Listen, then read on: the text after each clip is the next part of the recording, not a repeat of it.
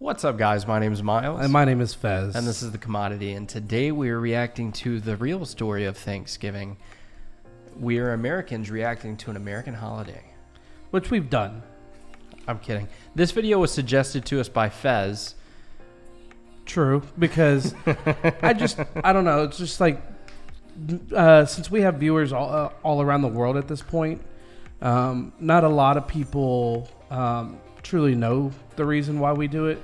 And it's probably, outside of like Christmas, it's probably one of the oldest holidays we have. Yeah. And it's probably the oldest holiday that America does. Yeah. Other than other countries.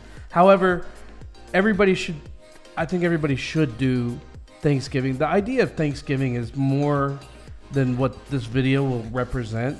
It's mostly just like a good reason to spend time with friends and family. Right. And, you know, our channel is big on sharing culture and festivals and things like that from all around the world. So Faz was like, well, why don't we talk about something we do? Yeah. So I'm super excited to jump into this. I don't know much about this holiday. I'm kidding. Let's go ahead. I don't know anything about Actually, this. before we hop in, if you would go ahead and give us a like, it'll help us get this video out to more people and help share the knowledge of Thanksgiving. Also, if you would go ahead and click the subscribe button and the bell notification icon. And if you guys would like a YouTube short shout out exclusive to you, and if you'd like to help support the channel, you can click the join button down below. So let's learn about Thanksgiving. Now that I've shaved my mustache, I can't even feel it. Like, I don't even realize I have it. It's there. No, thank you. Oh God, the pettas. Yeah, which we need to try. Yeah, we gotta spread it on Some stuff. some toast. In North America, you'll notice the leaves are changing color. Pumpkin spice lattes are back, and Charlie Brown is playing on TV. That must mean it's time for Thanksgiving, with family, friends, and loads of turkey. Even if you're not an American, you've probably heard of the holiday. But the image of pacifist settlers singing Kumbaya alongside the natives is all wrong. The story begins on a cold pier in England in August of 1620. So, real quick. I will say that I thought that that was not all wrong. It being all kumbaya and whatnot. I mean, I know there was issues. Yeah. So what they teach in school, at least when I went to school, I had graduated high school in 2002, just to give you perspective. Damn. Shut up. What you're taught in school is that the Pilgrims and the native Indians got together to have a feast to celebrate their differences or whatnot. And I'm pretty sure this is going to explain that we were all lied to as children. Well, I feel as though that is the case because I thought that they gathered together and had a peaceful... I mean, since I went to college, I learned what it really was like. Okay, well, I didn't go to college. Yeah, so you're about to be awakened. When 120 men, women, and children stepped onto two English merchant ships in Southampton Harbor bound for the Americas. Both vessels seemed to be held together by spit and prayers. The Speedwell was so old it had fought against the Spanish Armada in 1588, and the Mayflower was such an ungainly transport ship that it could barely sail into the wind. And since the North Atlantic in the fall and winter is nothing but westerly winds, it was the absolute worst ship to try and attempt a crossing with. But somehow the Mayflower had made it to the Americas twice before, even if it... Would that be like a similar size to what the Mayflower was? I think that's supposed to be a depiction of the Mayflower. Replica? Yeah. That's odd. Why? Well, because like all the stories that I've heard is like they traveled over on the Mayflower and discovered a new land and took over. There could be like maybe 100 people on that. You're getting two stories confused. You're getting the lie we were taught about Christopher Columbus, which came over in the Pinta, the Santa Maria, and the Nina. So that's what you're thinking of, which were much larger ships. They had to have been. Yeah. These ships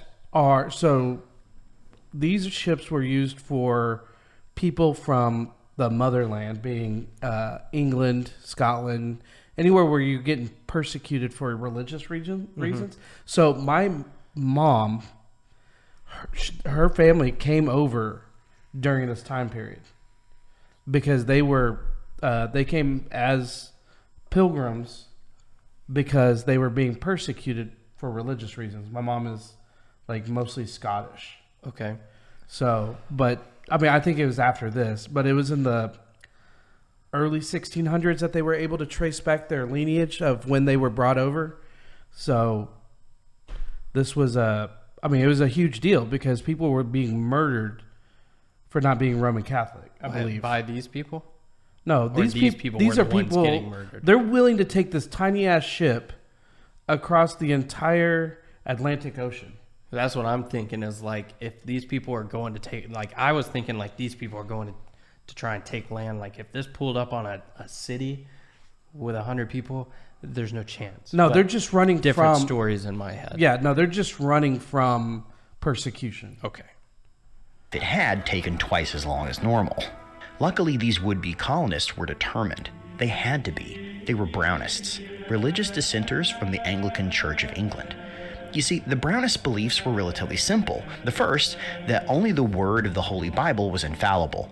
The second, that individual churches and their local communities should have more say and autonomy in the goings-on of the church.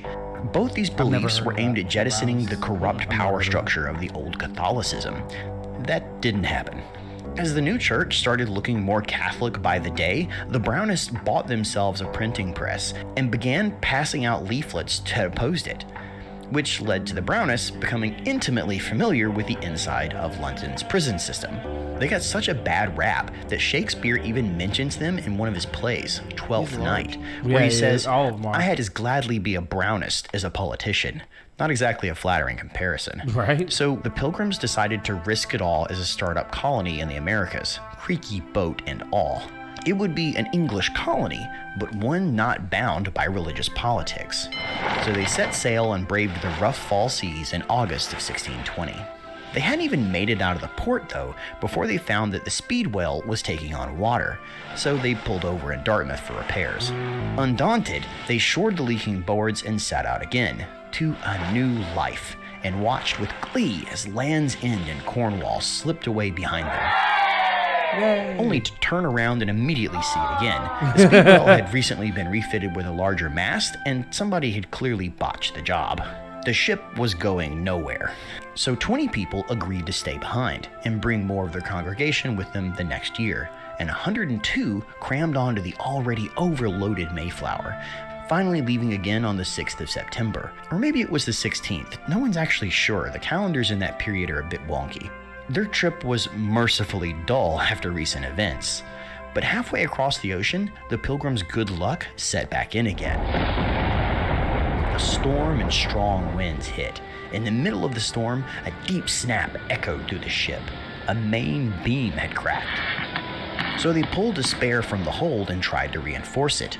But the buckling was so severe that it wouldn't stay in place. How do you pull a spare beam out to fix a beam? Bro, these are like real men. I don't know. Like, That's like, I would be like, yeah, I'm just going to be in jail for the rest of my life. Y'all go ahead and go across the entire ocean. yeah. That meant it was time to turn around and go back to England again. The delays had already exhausted all the Pilgrims' money, and for them, that wasn't an option. So they decided to try something else first. They had brought a great iron screw with them as cargo, likely a piece of the exact printing press that had gotten them kicked out of England in the first place, and used that to raise the new beam into place. Somehow, it held long enough to get them across the Atlantic. They sighted land on 9th November, just off Cape Cod, then turned south for the Hudson River Valley, hoping to move closer to established colonies and warm weather. But hard winter currents forced them back to Massachusetts, where they set up anchor in the natural harbor of Provincetown. Knowing that their previous claim on this new land had been dodgy at best, the settlers agreed to draw up a new contract for their colony, styling it the Mayflower Compact. It organized them as a civil body politic created for the general good of the colony, where issues would be decided by vote. This set of rules and beliefs set down by the Pilgrims has since been called the world's first written constitution. So as he tells the story, you can pick up on things that are why we are who we are. Right. Like, we left because of religious persecution. I mean, I say we, I'm Mexican, but you know what I'm saying. They left because of Mexican persecution. So one of the big things that's in our Constitution now is freedom of religion. In England at the time, it was awful. Like, the Catholic Church, like, ruled the country. Mm-hmm. If you didn't follow it, you're dead, or you could be dead. So it's just a crazy thing how, like, if you listen, every little thing that he says, intentionally or unintentionally or just part of the story, kind of goes back to how the Constitution was kind of. This is way before the Constitution too, right? By like 100 years. So it's kind of cool how, like, it developed over time. Mm-hmm. The men of the ship put their names to paper, and they all signed the agreement together. He looks like a douchebag. And within weeks, they would all begin I want dying to punch him in the together. eye. He already has two black Scurvy eyes. and illness took hold of the boat, and as the first snows arrived, it turned the ship into an icy Name my tomb. kid Scurvy. Exploration parties were sent out to find a suitable place to build, and any man who could still stand was put aboard with swords, armor, and matchlocks. They found a deserted landscape and found themselves strangers in an unknown land, filled with native burials and abandoned villages. But everywhere they went, eyes watched them. Going as far as they could each day, they camped on the shores, and in the dim morning, they draped their jackets over a barricade to dry, and made to move their boats back into the water. And that's when the arrows began to rain down on them. Grabbing muskets, they fired blindly into the forest. Their leader appeared from behind a tree and fired 3 arrows directly at the Pilgrims. The man gave a triumphant cry and then disappeared again into the forest. The Pilgrims searched the area, but found no bodies. Only 18 arrows, tipped with deer horn, brass, and eagle's claws. When they went to retrieve their jackets, they found them riddled with arrow holes. Guessing that as many as 30 or 40 men waited for them in the forest, the Pilgrims left before they could return. The next day, they found the building place they were looking for, well suited to winter construction, already cleared of timber, with tall hills for defensive positions. But it was also full of dead bodies. Patuxet had been a village of the Wampanoag people, until it had been wiped out by an outbreak of Indian fever 3 years earlier. The epidemic was bad enough that the colonists found unburied skeletons still inside their homes. But with more settlers dying by the second, the Pilgrims were in no shape to be picky. They moved the Mayflower. If I was already sickly and I show up on a town full of dead people, that probably wouldn't be the place I'd want to live. This looks like home. They must have died from natural causes. London must have sucked back then. Yeah. They're like, this seems good. To join them and began construction. The first common house that was finished became a hospital for the ill, and the 19 families then each built their own town, huddled together for defense, and by February, the settlement was complete. But without food or proper shelter, they continued to die off one by one by one. And by the time the snows thawed, only 47 of the original 102 Pilgrims were still alive, and half of the Mayflower crew had died as well. Those that survived now faced the danger of summer raiding parties, so they decided to fortify the village, bringing cannons from the ship to point outwards into the unknown wilds. Finally free of the bitter cold, they planted corn taken from the abandoned graves and storehouses of the old Wampanoag village. And with that first thaw came their first contact with the locals. A man, tall and dark-skinned, boldly strode out of the forest and made to walk directly into the center of their town. The Pilgrims stopped him, guns pointed. Then he opened his mouth and greeted them in English, welcoming them to the new land, and then promptly asked for a beer to drink. Yeah, this is already after the British or the Spanish had already visited, and so they've already started trade and all that kind of stuff. So I was about to say, if I came up on somebody That knew my language. It's like an alien coming down. Hello, sir. Yeah. Yeah. He was Samoset of the eastern Abenaki, who'd spent years trading tales and supplies with English fishermen who passed through the area. And as he swapped stories over his acquired taste for English delicacies, he warned that not every tribe would be as friendly as his, but they could get little more out of him as his English was broken at best. The next week, Samoset returned with a new man, Tisquantum, known today as Squanto, who spoke fluent English. He was the last survivor of the Patuxet tribe, the very land the Pilgrims now inhabited, who had been taken by slavers as a boy and had lived in Spain and England before escaping back home again, only to find his own people had been wiped out by disease. He had been taken captive, a useful tool to deal with the continuing English encroachment. Squanto heralded the arrival of 60 armed warriors and their chief, the Wampanoag. The Pilgrims grabbed their muskets and ran to the walls and waited for the worst. But neither side wanted to make the first move. With a bit of back and forth from Squanto, their chief, Massasoit, agreed to sit down with the Pilgrims' governor, and after a healthy amount of liquor to loosen up both sides, they set about with the business of peace. See, the Wampanoag found themselves beset on all... They're just like they're all pissed off at each other, even though they don't know each other. It's like there's this girl, and you think this guy wants this girl, but you want this girl too, and so you hate this guy. Mm. But little did you know, this girl doesn't even like either of you. Right. And so you're both drinking together. And you're just You're like... best friends You're now. my homie now. Yeah. Actually, one of my good friends, we met by hitting on the same girl. Mm-hmm. Turned both of us down, and we became like closest friends for like a decade. That's what's happening. And they're smoking. They're smoking that herb. all sides by enemy tribes, with plenty of land, but no power to hold them back. Where others saw the English settlers as a threat, Massasoit saw an opportunity. The Pilgrims agreed to help the chief against his enemies by using their muskets and cannons, in return for mutual protection, and some much-needed agricultural advice from Squanto, specifically how to plant the native foods that the Pilgrims had. Plant fish. Planning.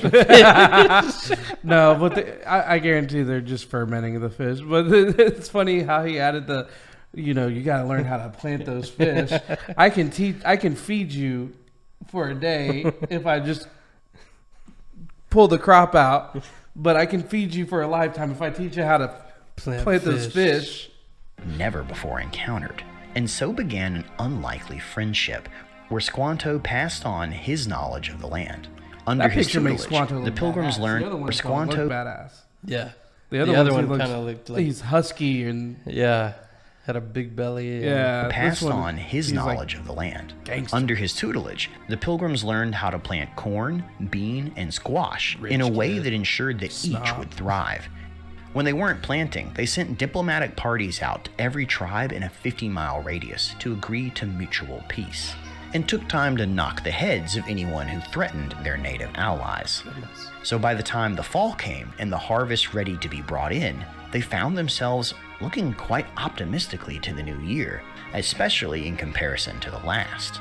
It was in this spirit that the men were sent into the forest to shoot a few game birds, likely turkeys and waterfowl, for a feast to give thanks to the Lord for their bounty and good luck. Massasoit joined them with 90 of his people and brought along 5 deer for the occasion. Add to that a few eels, some fish, crabs, and a lobster or two, and of course their freshly harvested corns, beans, and squash, and you got yourself the first Thanksgiving dinner. It was a celebration that lasted for 3 days. So they had seafood for Thanksgiving. Yeah, they plant those motherfuckers. I saw Squanto. Squanto know how to plant seafood. But we're eating cranberry sauce. Yeah, how the hell did we get from there to this? How did we get to turkey? Right. It's such a dry ass meat. I'm not a fan of turkey. That's unfortunate. A harvest festival with sport, games, and friends, like so many others around the world. Days of Thanksgiving, thankful that there will be enough food to eat, and another year survived. Sure, the new land wasn't perfect. It wasn't harmony between man and beast, or a permanent peace between settler and native. But for a time, people set aside their differences and gave their thanks for a chance at life. And many other harvest festivals appear around the world today for just the same thing. And that's the story of the first Thanksgiving. Where's the genocide at? So I'm trying to figure out. Because there was a lot of murder that happened within that time period. So they had this feast. A year later, did they all decide like, hey, you guys remember what we did last year? Let's do it again. Get everybody together. Like, Grab the liquor. to be fair, like, I'm sure so much of the story has been lost over time. Because you every got to story. think it's like 500 years old. Right. Maybe longer, older than that. I don't even know. I didn't see what year they said it was. But it's just crazy to think that we're still doing it. Like, Christmas, I get it because it's based off of religion. Mm-hmm. And that's one of those things that it might change based on where you're from. But as a whole, it still represents one thing. Right. Yeah, no, I just, and I don't believe the beam broke. I'm still stuck on the beam. Yeah. I mean, but you got to think, these guys were like tough. This is a beam. You can't re-beam a beam. Yeah. I'm kind of, I yeah, I would don't like to think know you the can. truth behind that. It would be cool to like be able to see this like part of time like from a distance. Mm-hmm. I would not want to be there during, I would be murdered instantly. Yeah. So, I would have been killed. No, you wouldn't have. You would have been white. You're right. You would have been all right. Yeah. You could have fit in with Squanto. You're like, what's up? Hey, how are you? I Mexican. Which- Squanto. Which we're also Native Yeah. Americans. We're just from a different side. Well, technically, during this time period, I mean, Texas was probably owned by or ran by Mexico. Yeah. So, guys, I hope you enjoyed this video. If you did, please give us a like. If you want to see our future videos, hit the subscribe and the bell notification. And if you want to support us directly, hit the join button. And with that being said, My name's Miles. my name is Fez. Thanks for watching, guys. Peace. Out. And happy Thanksgiving. Happy Thanksgiving.